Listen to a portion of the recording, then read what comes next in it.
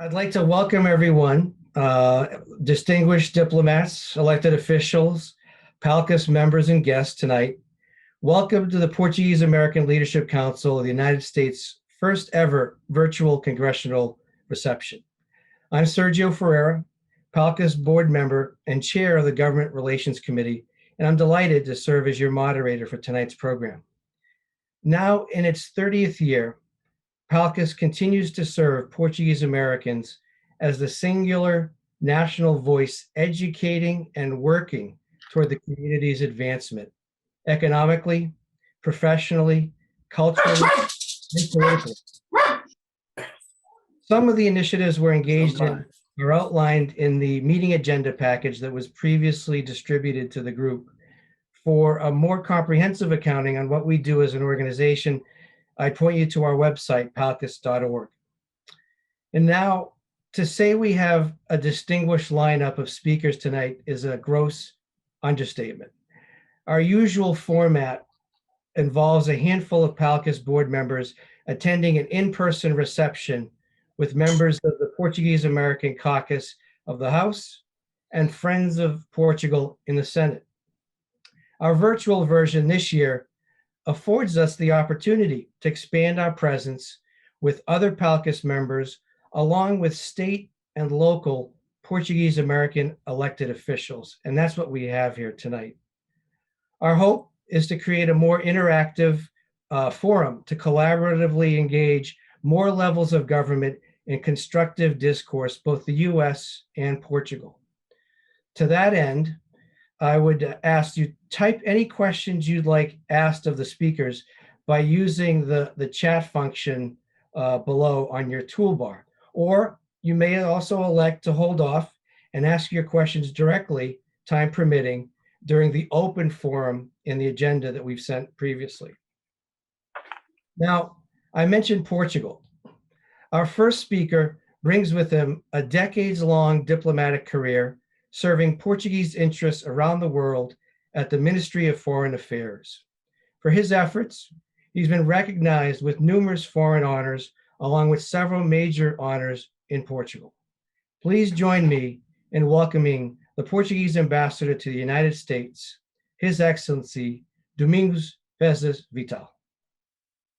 Thank you very, very much, Sergio. Dear senators, dear congressmen, dear Angela Simões, dear good friend Bob Sherman, so good to see you. Dear friends, it is with great pleasure that I'm here again today with you. It is not in the manner that all of us would wish to get together, but the fact that we are all here speaks greatly to the strength of the Portuguese community in this country. It also reminds us of the great work carried out by PALCUS in fostering links with those in Congress whom we pride ourselves in calling friends of the Portuguese American community and who are the champions of an ever-tightening partnership between Portugal and the United States. My first words must be, of course, to salute Angela Simões and the entire PALCUS team for their perseverance in these difficult times in keeping this important event in the agenda and for everything they've been doing to serve our community. Dear friends, until the end of June, Portugal is holding the presidency of the Council of the European Union for the fourth time since our accession to the European Union. Our past experiences at the helm of this institution have been highly successful. The EU's treaty that governs the European Union is called the Lisbon Treaty. The European Economic Strategy was called the Lisbon Strategy, and the Euro was set up under a Portuguese presidency. I am sure this time will be no different, although the challenges are immense. We have to show our citizens that the European Union can deliver responses to their problems in addressing the pandemic, in ensuring a sound and sustainable economic recovery, and in tackling the social impact of the green and digital transitions. It is our strong conviction that these are all challenges that call for an ever closer transatlantic link. This is why the strengthening of transatlantic relations is one of the priorities of our presidency's agenda.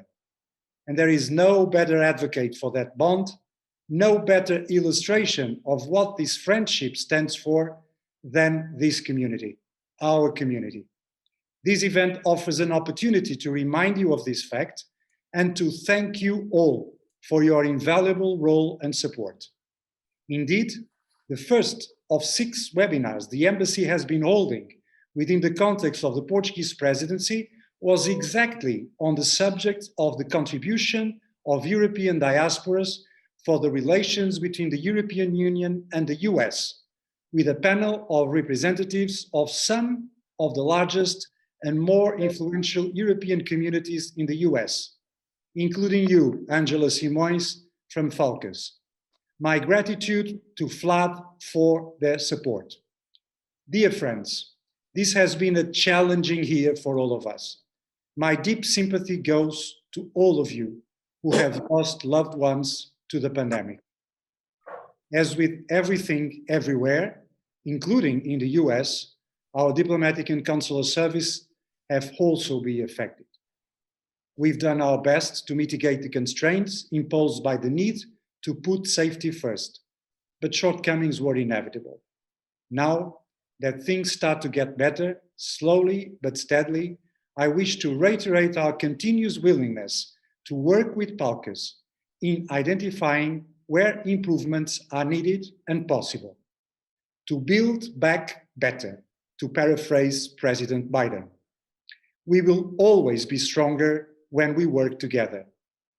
Dear friends, I could not miss this opportunity to deeply thank the honorable members of the Portuguese caucus and the group of Friends of Portugal for everything they've been doing to defend the best interests of our community and those of the relations between 2 neighbors across the ocean, Portugal and the United States.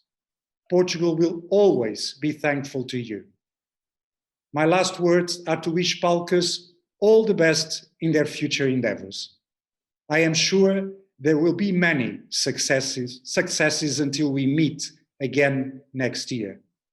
In person, with all the signs of affection that we Portuguese and Portuguese Americans miss so much. In the meantime, be well and keep safe. Thank you all. Thank you, Mr. Ambassador. We understand you have an important engagement you need to attend to, and we appreciate your attendance and participation in today's event. We also welcome your Deputy Chief of Mission, Alexandra Bilreiro, who's available later on as we get to our open forum Q&A session. And so thank you so much and welcome again. Thank you very much.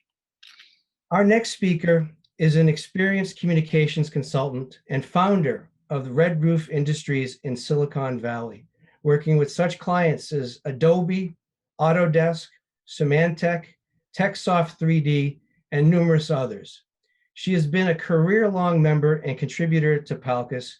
Please welcome our fearless leader and PALCUS chair, Angela Costa Simões. Thank you, Sergio. That introduction made it sound much more impressive than it really is, but thank you. And thank you everybody for being here, especially our esteemed guests and speakers, Ambassador Sherman, Congressman Costa. It's good to see you again. Miguel, I think it's important to note that this virtual reception is sponsored, made possible with the support of FLAD, and we thank them very much for their continued support. And, you know, in this time of the pandemic, we're figuring out how to do all the things that we used to do in person, trying to figure out how to do them virtually with the dogs barking in the background and everything. So I'm gonna go ahead and share my screen. Just have a few slides to share with you. All right, so with the government relations function, we're focusing on a few key initiatives this year. One, we finalized our PALCUS Index National Survey. We are hoping to work with more cities and officials to establish Portuguese as a language option in more schools. And then, of course, the Star Talk issue continues to be an issue of importance for us. So I just wanted to review just a few data points from our index survey, because I think they're very telling about our community and how we participate civically. So as you can see, when we asked the question to our survey participants, have you voted regularly in elections? Have you called or written to your political representatives? Do you contribute money to political campaigns or even worked in a political campaign? We have a really high voting record or a voting percentage. So we are a voting community. We are very active in that we do call our representatives, we do contribute. And so I think this is important for us as we continue to recruit members to the caucus, as Sergio had mentioned, and also work with additional legislators at every level, at the local and state levels are, just as important because they're the boots on the ground. We have a question here. Okay, Star Talk, when we get there, we'll have a question. So I thought this was important data to know. Also, these few slides will be made available to anybody who wants to see them. Secondly, what are the biggest challenges in your Portuguese community? This is our second survey, and for the second time in a row, maintaining the Portuguese language is by far the #1 priority for our community. And that manifests itself in a number of different ways, whether that's trying to get Portuguese offered in schools, in more schools, more online learning, more community schools being established, but that's definitely a major priority of our community. Biggest economic concerns or personal and economic concerns. Cost of education continues to be a big one. Social Security and Medicare, increasing taxes. So I think these are very much in line with the average American as far as economic concerns. Social and political concerns. At the time of this survey, it was over all of last year. And so our country's political leadership reflected the last year or so. Racism and anti-immigrant sentiments is a concern, drug addiction, environmental problems. And again, so things that very much align with the average American. And one thing I think I skipped on this first one is that the third biggest challenge for our community is political representation by Portuguese Americans at all levels of government. So that also plays into the PALCUS agenda in terms of trying to encourage more people to run for office, whether that's the school board, whether that's a state position, or at the federal level. We are trying to encourage people to run for office. And then again, where would people like to see time and money invested in our communities? Again, here, Portuguese language classes was #1 there. And so the full results can be seen on our website. And we also did a webinar recording that you can go and watch with our research fellow, Dr. Dulce Maria Scott from Anderson University. So if you want to see the full, it's quite an extensive survey. So the results are extensive. And if you'd like to see all of them, please go to this website.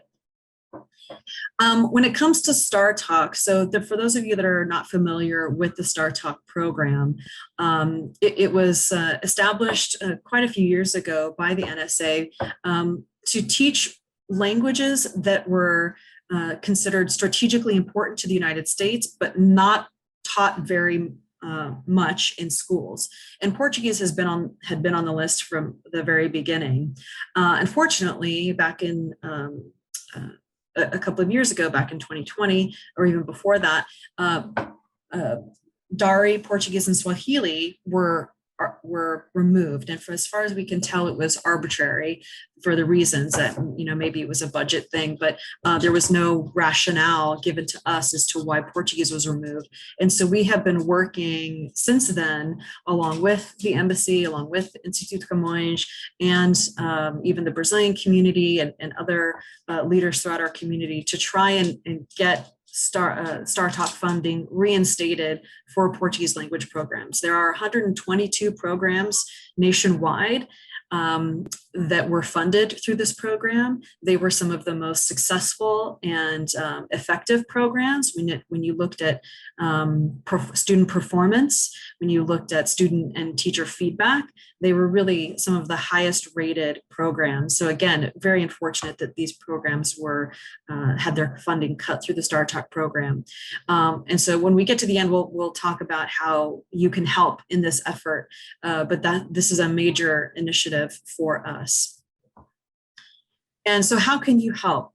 So when it comes to establishing Portuguese language as an option in schools, we really need advocates on the ground. So for those of you on the call today who are at the city council level, who are at the state level, we need you to be advocates for your communities, for our communities. So it takes somebody who is actually going to go to the school board or go to the city council, make the case and petition to have Portuguese offered as a foreign language option in public schools.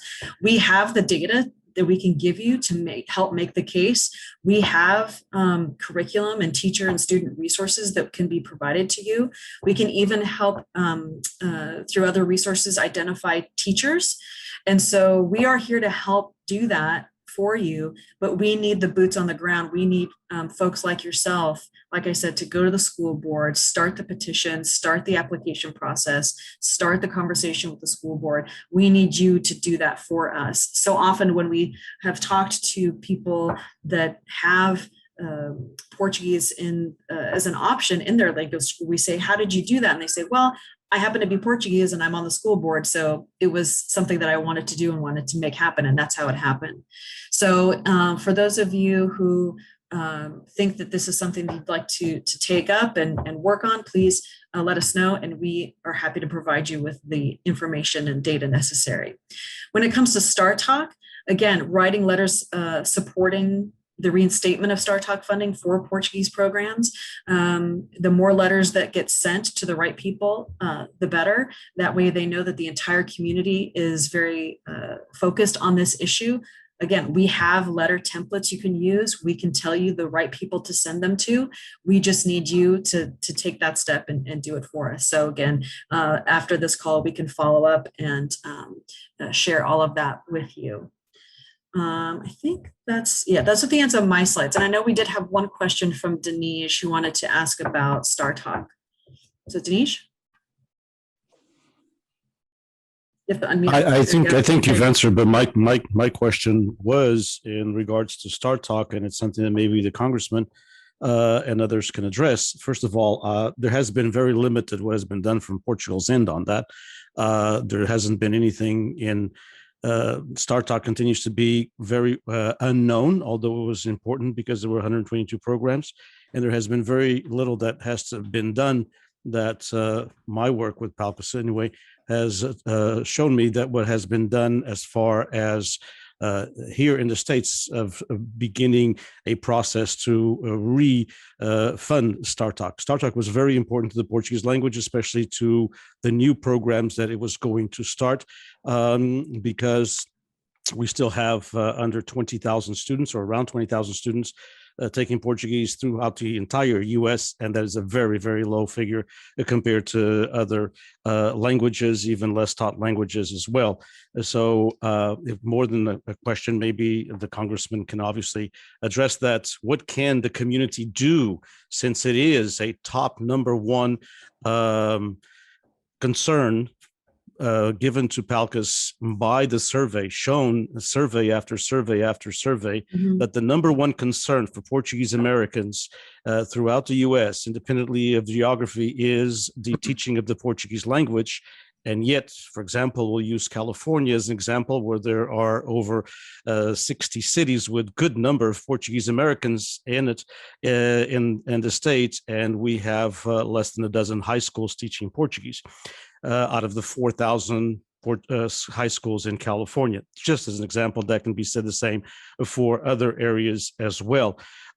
So maybe the congressman can address that, and obviously the ambassador is no longer here, but the issue is indeed, how do we get Star Talk back, and what can we do, because it's been almost 2 years, and if nothing gets done, it'll be gone by the wayside.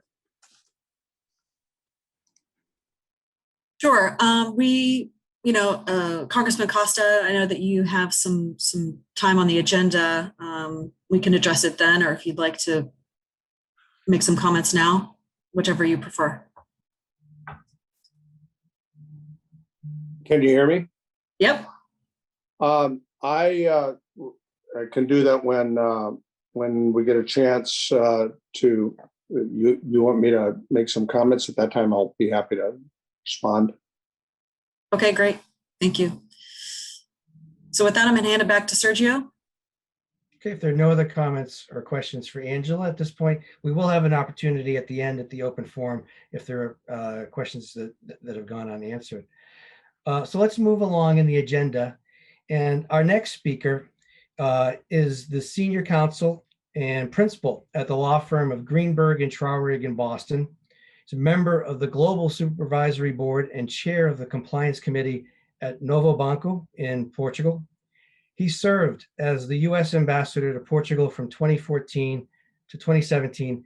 Please welcome our good friend, the Honorable Ambassador Robert Sherman. Thank you, Sergio. It's a pleasure to be here. I thank you for the opportunity. I wish we were doing this in person. Thank you to Angela as well for hosting this event with elected officials, both on the federal, state, and local levels. I always am happy to appear with my friend and former colleague, Domingos Fezes Fatal, who's a great ambassador representing Portugal here in the United States. I also want to say how happy I am to be together with members of PALCUS and friends. Since leaving my position as ambassador, I try to maintain as many contacts as I can with Portugal. I do that by at least pre-pandemic, traveling back to Portugal every month for my work on the board of Novo Banco. It means that I'm not just the former ambassador sitting in a bar with a whiskey in my hand reminiscing about the great times in Portugal. I'm actually doing work trying to do what I can to restore an important banking institution to a position of health and making it a vibrant member of the Portuguese economy. So anytime I have a chance to keep my connections alive, and Sergio, I appreciate yours and Angela's invitation for me to participate in this forum for that reason. So what I want to talk about stems from an article that appeared less than a week ago in Travel and Leisure magazine. The title of the article was "The 10 Best Countries for Americans Who Want to Live Abroad." And what the article talks about is the fact that there are 9 million Americans currently living outside of the United States. As a matter of fact, the Department of State, my old employer, says that that number is going to increase given the freedoms and flexibility people have, both in terms of learning, the fact that people are attending college remotely and working remotely. Not surprisingly, in some ways, the #1 country for Americans to live abroad was in fact Portugal. And when you think of Portugal, we think of safety, we think of political and economic stability, we think of the quality of life in Portugal, we think of access to culture, we think of the great outdoor opportunities, and we think to ourselves, well, if you're a retiree, that's where you would want to go. But that's not where the major growth is in terms of people relocating to Portugal. It's in fact young entrepreneurs who are coming to Portugal in droves and looking to Portugal to engage in starting businesses. And when we say Portugal, we're talking from Lisbon up to Porto, up to Braga. The country is one big startup hub. And interestingly, my history with Portugal as an entrepreneur's delight really started even before I became ambassador. As part of my consultations, I reached out to David Newman, who is a professor of astrophysics at MIT. She later, during the time that I served as ambassador, was the deputy administrator of NASA. But what makes her even more famous than trying to put a person on Mars is that she was the head of MIT's Portugal program. And because she was just across the river from my home in Boston, she being in Cambridge, I went over to see her, to talk to her for about an hour, to understand what MIT and its Portugal program were all about. Well, I left 3 hours later. And what I found was really two things of note. First, in going through the details of the program, she told me that Portugal was MIT's favorite international program. And by the way, I should note that David left her role as head of MIT Portugal to go to NASA when she left NASA at the end of the Obama administration and returned to MIT. She insisted on taking over the program again. So she proved that the talk was not just talk. She really meant it. But the other thing that was really eye-opening for me is that she said to me that the quality of innovation and technology coming out of the major Portuguese universities is equal to that of the major US universities. Think about that. A tenured professor of astrophysics at MIT said that Portuguese students coming out of with a technology and innovation background in Portugal were the equals of those coming out of the major US universities. So when we got to Portugal, what I decided to do was to drill down a little bit further on that. And the first year I was there, I led a technology mission that had investors, that had scientists, that had others. And we went from, again, Lisbon to Coimbra, to Porto, to Braga. The second year, we decided to hone in on one of Portugal's major strengths, and that was in the life science field. And while I had led the first mission, it was suggested to me that maybe it would be slightly better that instead of my leading the second mission, perhaps if I could get a Nobel Prize winner to do that, it would have more impact. And I learned a lesson. And it was a lesson that was the difference between being a lawyer, as I was, and being an ambassador.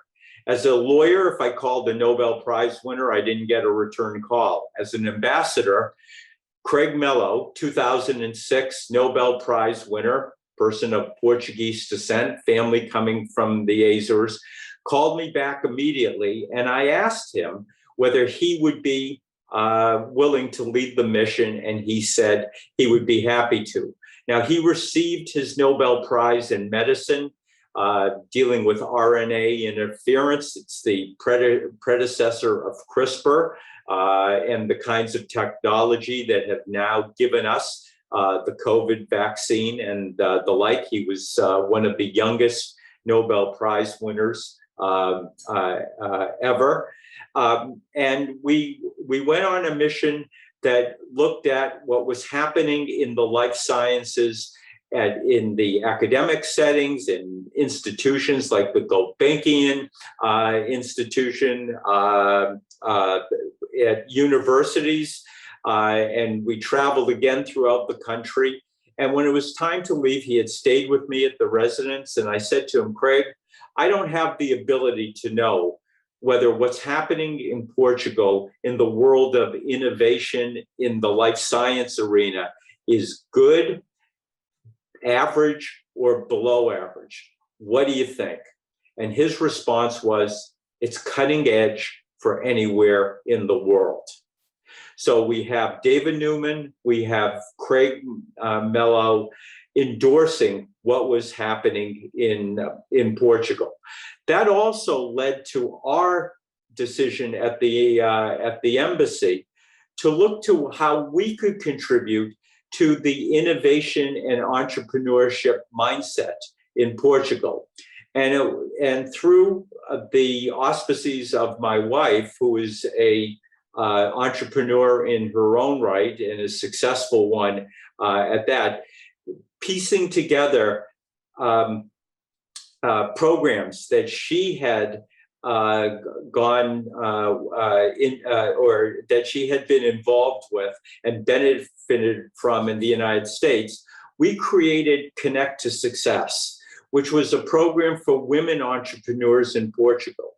We did it at a time when we knew that women, at the time of Portugal's revolution, not only could not vote, but could not travel without the permission of their husbands. Yet by the time we were in Portugal, there were more women graduating with PhDs than men. There were more women graduating with business MBAs than men, but women didn't have that same training and mentoring experience to learn how to take what they were learning and make it into a practical event. So Connect to Success, with Connect to Success, what we did out of the embassy, and this was a program never done by any embassy in any part of the world, is we engrafted 3 components. We enlisted all the major multinational companies that were in Portugal. We didn't care if they were American, Portuguese, German, as long as they were willing to partner with us to serve as mentors to women entrepreneurs. We went to all the major business schools in Portugal and asked them to create a clinical program where teams of business students would take on a project for women entrepreneurs solving a problem.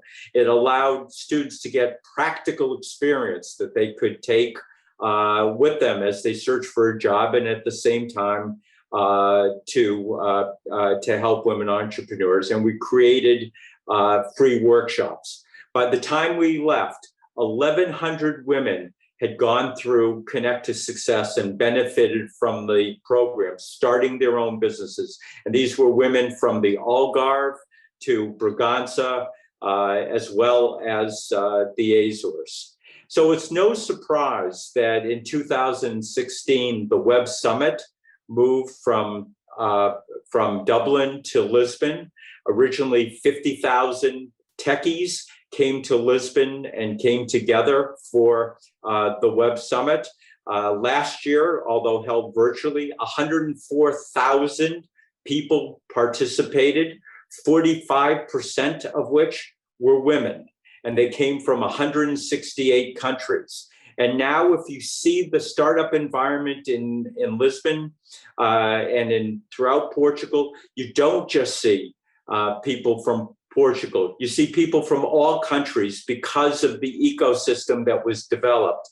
And that was capped in last month in March when Prime Minister Costa announced that he was creating the European Startup Alliance of Nations. 24 members of the nation of the EU had committed to becoming an alliance to promote startups, to deal with ethics in the digital environment, to increase competitiveness so that Europe was not exporting its talent to other parts of the world, and Europe would be, in fact, a major competitor.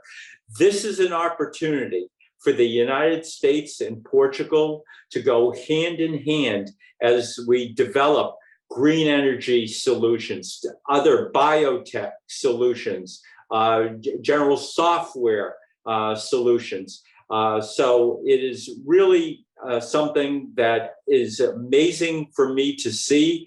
amazing to have watched the growth and something that we are very proud of, my wife and I, to have been a part of. So thank you very much. I appreciate the opportunity to speak to you. Mr. Ambassador, thank you for that sweeping perspective of the startup culture in Portugal, especially as it pertains to the work you and your wife did with Connect to Success and empowering women. That was really, really fantastic. And I suspect we may have a question or two. If you could stay with us until the open forum Q&A session. And thank you for that. We'd like to keep moving on the agenda. And at this segment, we welcome our next, our three co-chairs of the Portuguese American Caucus in the House, joining us this evening. First, after 24 years of service in the California State Legislature and 16 years of distinguished service representing California's 20th and 16th districts, really an extraordinary career of service. Please welcome the Honorable Congressman Jim. Thank you, Sergio. Can everybody hear me? Yes, thank you. Yeah, I'll be brief. I see Mark and a few other friends here. I want to thank Angela Somos and the board of PALCUS for giving us this opportunity to participate today, and the constant partnership with FLOG, with both Rita and Miguel. It was nice seeing Ambassador Vitale and Ambassador Sherman. I've not spoken in a while, but I enjoyed your report. I want to touch upon a couple things. We have our co-chairs here with mi amigo David Valadao and David Cicilline, who represents the largest Portuguese community, I believe, in the country, actually. David will talk about the progress of the Amigos legislation that we are moving again in this Congress.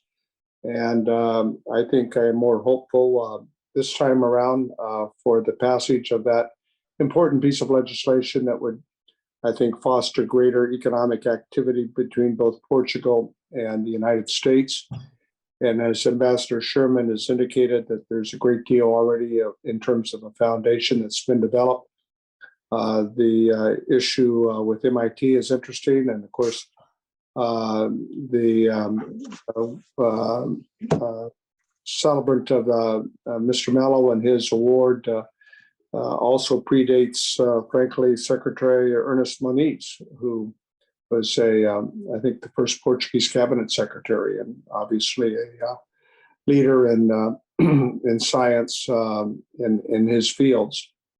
We have a couple more members that I've learned to my colleagues in the House. I don't know if I've shared this with you, but both the chairman of the Democratic Caucus, Hakeem Jeffries, and Tony Delgado shared with me in the last month or so of their Portuguese ancestry going back to Cape Verde.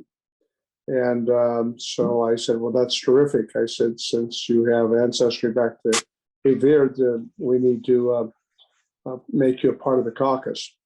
But we have been growing, and I think that besides the Amigos Act, the START effort, START talk, I think is something that the Portuguese caucus will certainly make every effort. To your question, maybe Denise Borges, among our highest priorities in this session. By that, I think we believe that we need to have a meeting with the National Security Agency that removed Portuguese language several years ago. Make the case that Portuguese is the fifth most spoken language in the world, third most used language online, and it's spoken as the official language in 9 countries in the world and every continent as well. And in terms of the intelligence need, we've seen needs in the use of the language as it relates to critical intelligence as it relates to Mozambique and other parts of Africa. So we will do everything we can to reinstate that with the bipartisan support of our caucus here in this Congress. We can't do it alone. We need to work with all of you. your support and your involvement, and we will be giving and sharing with it in terms of dealing with not only the NSA, but also with the administration and with some of our colleagues in the House, I think, to try to encourage them to do the right thing. Having said that, I want to thank PALCUS for all of your efforts and involvement as we continue to, I think, promote the Portuguese American communities throughout this country. I think the significance of our Portuguese communities around the country has been demonstrated. We do need to encourage more to run for office at every level. From my state legislative friends who are on this Zoom, I commend you for your efforts. Many of you from the Northeast who have really pioneered the way. David and I go back to a Portuguese American tradition in California that goes to Tony Quillo. But clearly, Portuguese Americans have been active in the West Coast as well at every level. So we're very proud of that fact, and we want to continue to, in every region of this country, encourage Portuguese Americans to do their part. They always do their part, but to make that extra effort for those who are interested and to encourage them to run for public office. Certainly, it's, I think, an important part of our communities. So with that said, I want to thank you all. I'll be happy to answer any questions you might have at this time. I know that our co-chairs, David and David, it sounds like a company or a law firm, want to make their presentation, but I think we all share the common pride of the Portuguese communities in this country, and we are very honored to represent them, as I am. So be happy to answer the question you might have at this time. I don't know in what order you have our Sergio, our two other colleagues, but I didn't want to speak too long. Sure. Thank you, Congressman Costa, for that address. I think we will actually take questions if you can sit tight with us for a few more minutes. We'd actually like to give David and David, the law firm, an opportunity to speak as well. So we'll come back to that. And I think this is not a shy group, so I'm sure there'll be questions in a minute. Next, I'd like to welcome another caucus co-chair who's provided decades of dedicated public service. He served in the Rhode Island legislature as mayor of Providence, and for the last 10 years, congressman from the Rhode Island's 1st District. Please welcome the Honorable Congressman David Cicilline. Buon noite, everyone. Good evening. It's great to be with all of you, and thank you to PALCUS for inviting me. It's great to see Ambassador Sherman and to hear his words. Wonderful to see Senator Rodriguez, and of course, great to be with my co-chairs, Mr. Costa and Mr. Valadeo. As was mentioned, I'm proud to represent a very strong and vibrant Portuguese American community in Rhode Island. And on a recent trip to Portugal, Congressman Keating and I fought for the entire trip about who had a larger Portuguese or represented more Portuguese. We did finally settle on the fact that he has more Portuguese Americans in his district, but I have a higher percentage of Portuguese Americans. So we both won the argument, but it was a real fight over who had the honor of representing this great community. And if you look at the history of Rhode Island in particular, the Portuguese played a very vital role in the economy of our state, obviously the culture of our state, from the very early days when sailors manned whaling ships in the 1830s to Portuguese textile workers that really helped build our economy.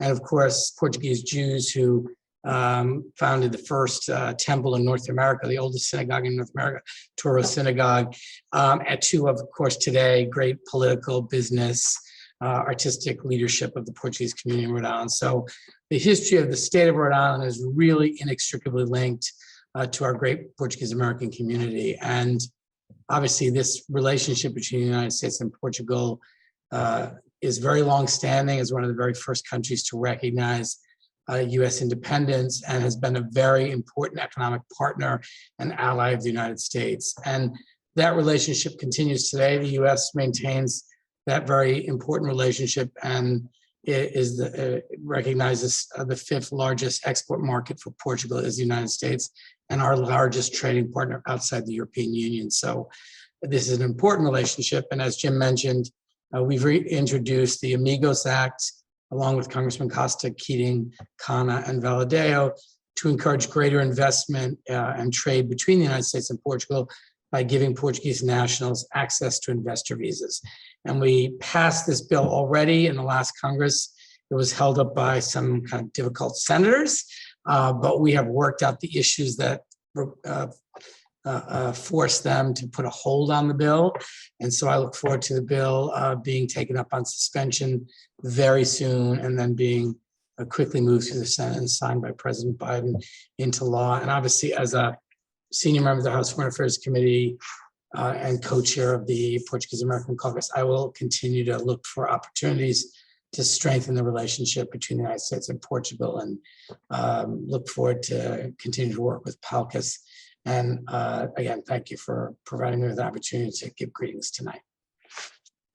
Thank you, Congressman Cicilline, for your remarks and for your work around the Amigos Act. And you've been a friend to the Portuguese American community. Thank you for the continued support, as always. With our final speaker and another caucus co-chair, we have the pleasure of welcoming back a friend of the Portuguese community and PALCUS, who admirably served in both the California State Legislature and its 21st District in Congress. Please welcome the Honorable Congressman David Valadeo. Well, I appreciate that, Sergio, and thank you all for the opportunity. First, I want to say thank you to Jim and David for coming on. Appreciate having some great co-chairs to work with in Congress. The area I represent is California's 21st Congressional District. Even though the numbers aren't quite aligned with Mr. Costa's, we do share a lot of border. And I also represent a large Portuguese community. My parents themselves actually immigrated here from the Azores, so I get the opportunity to go back and spend a lot of time in the Azores and visit with a lot of family, since my mom's basically the only one here on her side of the family. My dad, a lot of the brothers came here, so I have family on both sides. Last opportunity I had to go back and visit was in 2019. Had an opportunity to spend 3 weeks there because I had taken some time away from Congress, and it gave me a little more time to vacation. And so really enjoyed that. As far as the community, the folks that I have the honor of representing, there are a lot of recent immigrants, and there are families that have been here in the Central Valley for decades and generations. Even my mom's side of the family, for example, my great-grandparents actually were married in the district that I have the honor of representing today. And as soon as my great-grandparents were married in 1918, my grandpa was born here in the U.S. As I know Denise will recognize the name. I don't know if the rest of you will, but Tija Ganda Beringa was my grandpa. And he, at the age of 2, went back to the Azores with his parents and stayed there. And that's where my mom was born after my grandpa stayed there after that short trip back.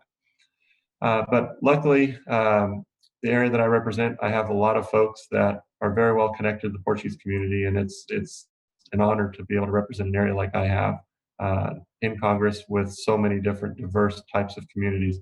But even amongst the Portuguese community, to have folks that are as recent as my parents, some even younger, my generation who immigrated here, to others who have been here so long that they think it's their grandparents that came here, and so people are really close to their heritage. And but it's always it's an honor. It really is. And so I've enjoyed the opportunity. I look forward to working through this Congress again with my 2 co-chairs on the caucus, and I also look forward to being as supportive as possible on the legislation that we're able to work together on the Amigos Act, because obviously the investment there is important. And as the ambassador mentioned earlier, there are a lot of folks, even people who aren't of Portuguese descent, who look to Portugal as an opportunity, and we've got to help encourage that and help the economies strengthen, especially with an ally like we have in Portugal. So, thank you again for the opportunity for being here, and happy to take any questions along with my colleagues. That was a perfect segue, Congressman. So we actually arrived at the open forum section of the agenda. We're doing really well on time. We're approaching 8 o'clock Eastern at this point. So I'd like to, this is the interactive portion, and we really stress that. We have a scarce opportunity to ask questions of your elected leaders. We've got a number of local and state Portuguese American officials on the call today. So I'd like to open the channels for anybody who'd wish to ask a question. Just unmute yourself and we'll try to recognize you. And don't be shy. I have a comment or questions. Sure. I'm Gregory. sorry, Lisa, I defer to Lisa. Lisa, you may go ahead. No, I said you raised your hand. I'm telling Serge. Oh, okay, great, thank you. So good evening, distinguished guests. It's a pleasure to be here with all of you. As an elected member of the school committee in the city of Taunton, Massachusetts, we represent about 8,000 students in a population of about 57,000. And over 50% of our population has some Portuguese ties, whether it's mainland Portugal, Azores, or Madeira. And just to go back to the piece of the education, I think that the Portuguese government, I know Deputy Chief of Mission is on the call, Mrs. Alexandra Bilheiro. I hope I didn't make a mistake. But at one time, the Portuguese government was very, very helpful in the social clubs with the Portuguese instruction. And I think that's gone by the wayside. And I think that's the backbone of education for the Portuguese community here that I represent. And with that, it starts the transition into the high school and, of course, into college. So just to add to this, and we have two great leaders here in Massachusetts, Senator Mark Pacheco and Senator Michael Rodrigues, that help support public education. But by day, I work at Bridgewater State University. And I just quickly looked up while I was on the call that we have 4 sections of Portuguese coming in the fall of 2021. Elementary Portuguese 1, 2, Intermediate Portuguese 1, and Phonetics. Only four course selections at a university that supports over 11,000 students. And guess what? We have one instructor of Brazilian descent. I think that's shameful. I'm not blaming my representatives because they've been very, very supportive of public university and public education, but we need a little bit more support from the infancy of the education sphere, which is, of course, what I talked about in the social clubs. That was very, very successful. Growing up as a kid, I'm now 56 years old. I'm a product of that. And going through the transition through high school, and maybe we should even get into middle school. But finally, at least the public universities need a little bit more support and faculty or whatever resources we need to have. So that's my comment. Again, I appreciate everyone being here. And if you don't know what's happening, at least in my university and in my district, I think it's important that I do share that. Thank you all. Thank you, Gregory, for the comments. And is there any follow-up, Congressman Valadeo or Congressman Costa, you'd like to offer? Yeah, I don't want to give him Denise Borges' number. We need to keep him in the valley. Him and Mr. Fagundes, Clem. And I mean, Mr. Furtado's retired, but we've been lucky in at least Tulare County, Kings County, we've struggled to keep up with Portuguese education. It's been a few years since they've had a Portuguese class in Hanford.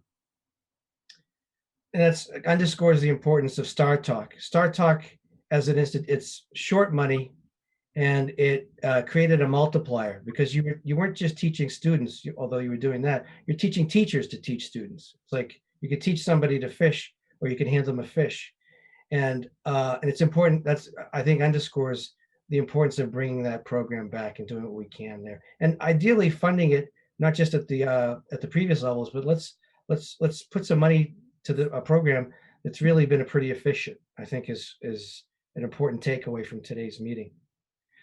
The floor is open. Are there any questions? Oh yes, I want to recognize Alexandra Bilheiro, the Deputy Chief of Mission at the Embassy. Yes, thank you very much, Sergio. Just to jump in, 2 points on what we already talked tonight. I'm replacing Ambassador who has to leave for dinner. Just to come back to what Gregory de Mello said. Thank you for your comments, Gregory. We take note, and thank you for reminding us of what happened in the past with good results. So point taken from the embassy side. And to go back also to the comment of Dinesh on the Star Talk, please be assured that from the embassy side, we are also extremely committed to restoring Portuguese language as a Star Talk language. So we are really eager to work with PALCUS and congressmen well, in order for this to happen again, because like you were just saying, Sergio, it has a multiplier effect, and we really need to achieve this goal again. So this, for now, that's my 2 points on today's discussion. Thank you. Thank you, Alexandra. Any further comments or questions for our esteemed elected officials here this evening? I'm not seeing it. Marta, is that the Golden Gate Bridge behind you? Is it me? No, No. it's me. Yeah. Golden Gate Bridge, no, I think it's behind, no, it's not behind you either, no. Behind Marta? Let me just say, thank you very much, Sergio, and to all the leaders of FLAD for getting us all together, and in particular for the Portuguese American Caucus and the Congress, Congressman Costa and Congressman Valadeo and Cicilline. I'm not sure if he's still on, but I was going to tell him when I go to Boston, as Michael Rogers could tell you, I can remember going to Boston with President Bulger back in the day. And I told him I was from Taunton, Massachusetts. And he said, "Oh, you're from Rhode Island." Okay, that's good. Because that's what they would think of when I got there from the small city of Taunton. From California, you just think I'm from the other side of the world. So we might as well just say, well, it's the little Azores here. And so little Portugal, right in the city. But I just want to congratulate all of you for the fantastic work that you're doing. The only suggestion that I would have, for the caucus at the federal level is when I look at the Build Back Better plan and the American Jobs Plan that is being put forth from Joe Biden. It's just extraordinary, the opportunities that exist there, especially with climate as a centerpiece of all of that with infrastructure. Because when we look at the link between Portugal and other European, states and the United States, and in particular the Northeast and California, climate and the technologies associated with it are just extraordinary. And I know that Ambassador Sherman, when he had the opportunity to serve us, nobly and honorably as the ambassador to Portugal, did an outstanding job in trying to promote this area. And when we look at companies like EDP and Shell Energies and tied together with Mayflower Wind now and other European countries that are involved, there's an extraordinary opportunity for us, the facing nations around the Atlantic. And I would urge both FLAD, Miguel and all the leaders at FLAD, working with the Portuguese American Caucus at the federal level, and those of us that are involved at the state level, to think about, and the Portuguese government, to think about bringing back some of the Atlantic talks that we had a few years ago, in particular when we can do it together in person. Again, that would be certainly a preference, but not necessarily the only way to do it. We could do it virtually. And I think it's great for us to keep these talks going, because we are going to be moving into a sustainability revolution in the world with the announcements that have come out just the last couple of days and what we will see happen on Thursday, on Earth Day, with the announcements from the Biden administration, their commitments on lowering greenhouse gas emissions and doing it with renewable energy technologies. I think there's a tremendous opportunity for us to work together because the world is going to change big time here.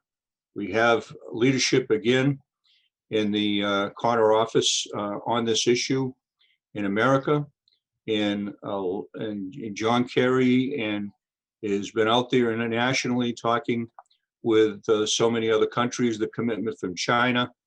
I think Portugal has so much to share, so much leadership in this regard, working with communities here in America, in the Northeast, significant partnerships in the Portuguese community, and out West in California and in the Midwest as well. So anyway, that's my comment. I think that the Atlantic forums that we had a number of years ago were very, very well attended, but I think we can even have much more attendance virtually to do that, going forward. So anyway, thank you very much, and for all my friends in the Congress, to Jim Coster and everybody else, thank you very much for your leadership. And Denise, while I see you on the screen here, I have to say, congratulations on the extraordinary work you do. Because I don't know if I just got on the right email list or whatever, but boy, I'm getting invites every other day to different things that are happening with the university, everything that you're involved with in promoting the Portuguese language and working with young people that are connected. And a lot of that, in part, is due to our connections with PALCUS. And as a founding member of PALCUS way back in the day, I feel a little old these days when I think of that. What an extraordinary organization all the officers have turned this into. So congratulations on all your tremendous work. Thank you. Senator Pacheco, can't thank you enough for your remarks, for your leadership over the years, for your being a founder of PALCUS, an organization now in its 30th year. I think your comments about the Atlantic forums, bringing them back, are intriguing, and it's just the kind of dialogue from the grassroots level, from the state level to this national audience we were hoping for. Can we all agree tonight to bring back the Atlantic forums? I think that might be our mission statement. I'd like to actually, if we could, to Ambassador Sherman, since I know you're involved, Mr. Ambassador, on specifically with Indico Capital Partners, which is a venture capital fund headquartered in Portugal that's very much involved with investing in Portugal. So maybe you could speak to the bridging this investment divide between our two great countries. Yeah, thank you. I am. So Indigo, again, was started by three Portuguese entrepreneurs, Stefan Moraes, who came out, and Ricardo Turgal, who came out of the financial world, Cristina Fonseca, who was a entrepreneur and created one of the more successful startups, recognizing that there was a need to fill, and that is the issue of capital for the startup community there. The issue for Portuguese entrepreneurs is really not their education nor their desire to be successful, but access to capital.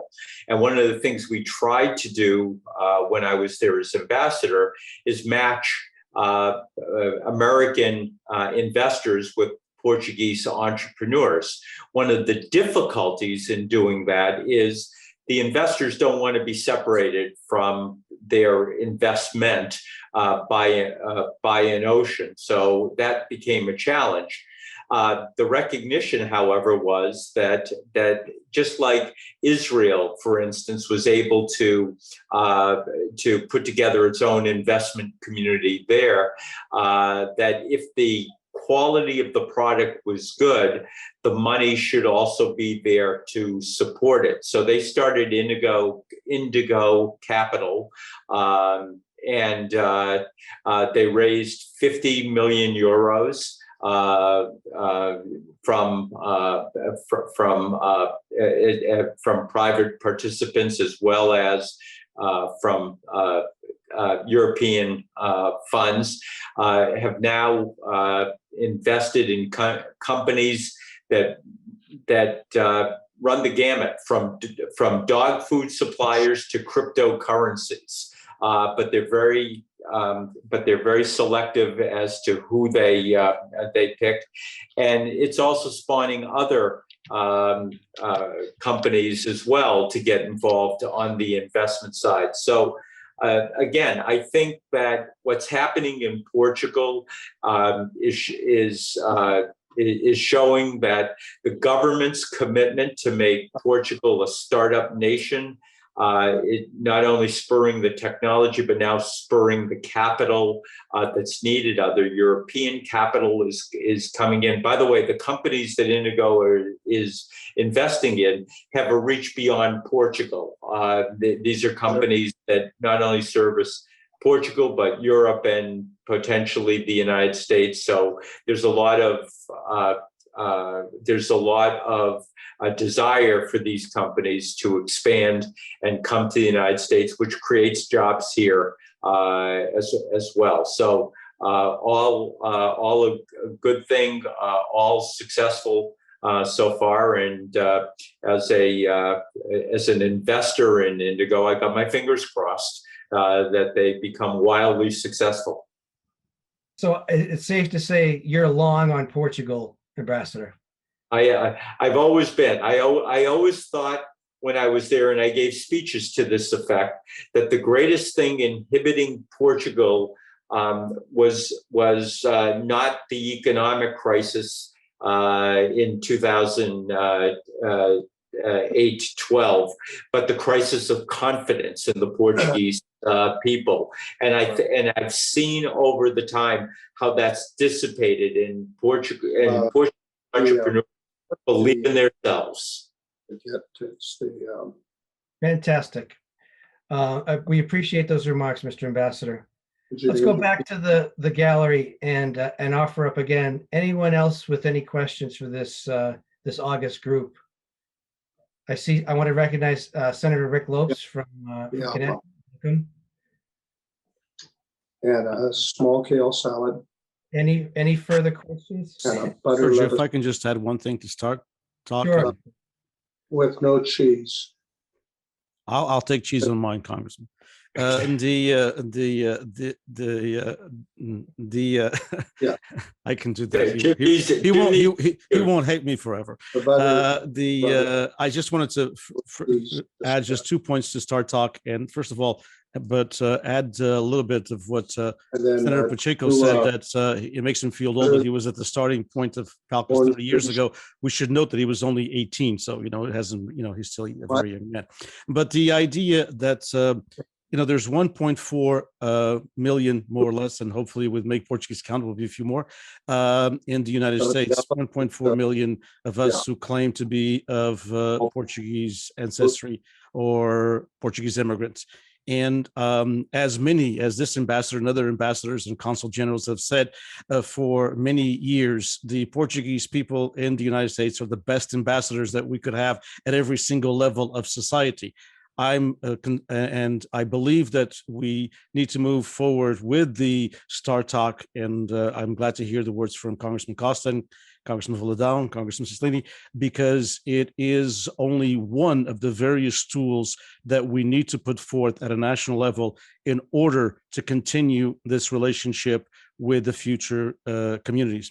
our community, as someone who's lived here just about all my life and connected, I'm very concerned about the future generations if we don't have programs, as Mr. DeMello mentioned, and he left, in education at a lower level. I think the answer for the Portuguese American community, as far as our connections and what we can bring to Portugal, is basically summed up in 3 words: education, education, and education. And so I believe that we owe it to ourselves, we owe it to those who came before us, and we certainly owe it to our children and grandchildren that this relationship, and Portugal owes it to itself also, because the Portuguese Americans are completely integrated. That's an overstatement completely, obviously, but very integrated compared to other communities. And we can indeed, as Portugal fosters this relationship with Europe and through to the US, we can indeed continue to be the connecting force between the United States and Portugal. I think the diaspora here needs to invest in education more. I'm hoping that Star Talk will help, and I'm hoping that all of us, whether it be FLAD, PALCUS, the U.S., the Portuguese embassy in the United States, the teachers throughout the various states, that we can put forth a more robust program in order to salvage what we have and to continue this relationship and to continue all of these programs that all of you mentioned. If we don't do something here in the United States in the near future, some of these things will be in jeopardy 20 and 30 years from now. And just as we learned with PALCUS, 30 years comes, rather quick. So I would venture to say that it is a top priority for us to continue to focus on the Portuguese language teaching in the United States, because although some students may not be complete fluent speakers when they leave a 1-year or 2-year program at a high school, obviously, if that's all they do, but they will have access to Portugal. They'll have access to the language, and they'll have access to the culture. And that's how we're going to build, even including in having more Portuguese study in Portugal. If we don't have more high schools, if we don't have more community schools, if we don't have bigger numbers, we're always going to be lacking in those numbers that we all would like to have of American students studying in Portugal. Denise, that's about as textbook a drop the mic moment I think I've ever seen. So thank you for your passion and for summing up, the whole issue of Star Talk and its importance to not only the current generation but future generations. The importance of the language, which time and again surveys have shown that is of tantamount and paramount importance for Portuguese across the country, no matter where we are. So thank you for that, and thank you also, by the way, for the leadership you've shown at Fresno State, all the work you do. I'd like 1/10 of your energy, Denise. So thank you. I'm going to open it up one more time and see if there's any other lingering questions from our gallery. Let me just add, Sergio, Denise does a terrific job at Fresno State, and we're growing the program here, and we're getting additional support for that effort. And we just need about 3 or 4 Denise Borges, and then we could kind of even do a better job. But there's lots of them out there, including in this call. Well, we need to recruit them. Thank you, Congressman Costa. So if there are there any other questions? Anyone else have any more questions for this esteemed group? If not, I'd like to motion some closing remarks. And I just wanted to, it's been an engaging evening, everyone. I have to thank everyone for coming out tonight on a Tuesday to talk about these events and to join us in this reception. We would be remiss if we didn't thank once again our sponsor, the Luso American Development Fund, or FLAD, for their continuing support, along with all of you, our distinguished speakers and guests tonight. We look forward as an organization to realizing these important initiatives we've discussed today. On behalf of the PALCUS board, thank you all for joining us tonight. Have a pleasant evening. Thank you. Thank you. Good night, everybody. Thank you. Good night. Thank you very much. Good night. Good night. Good night. And Jim, Congressman Costa, you should have ordered a linguiça sandwich. They didn't have I forgot I was unmuted, but I. There you go. All right. Should have had a little bacalhau with that. Natin bacalhau, natin laguix. Yes. I'll talk to you soon. All right, Mimig. Até logo, beijo. Até logo. Boa noite. Bye, everybody. Bye bye.